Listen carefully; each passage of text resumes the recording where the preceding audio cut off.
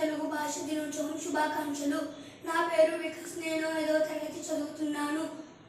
అమ్మదనం నిండిన కమ్మనైన భాష మన తెలుగు భాష. ఆగస్టు 29వ తేదీకి ఒక ప్రత్యేకత ఉంది. వ్యవహారిక భాష ఉద్యమకర్త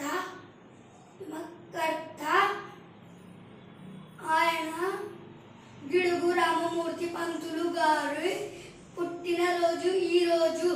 గ్రాంధిక భాషలో ఉండే పాఠ్యాంశాలను భాషలోకి మార్చాలని ఎంతగానో కృషి చేసిన చిరస్మరణీయం.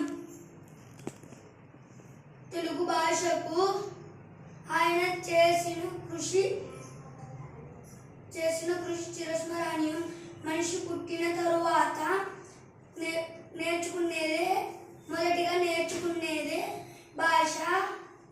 మొదటిగా భాష నేర్చుకునేదే అమ్మ ఒడిలోనే. అదే మన మాతృభాష. ఈ రోజుల్లో కొంతమంది తెలుగునే మర్చిపోతున్నారు.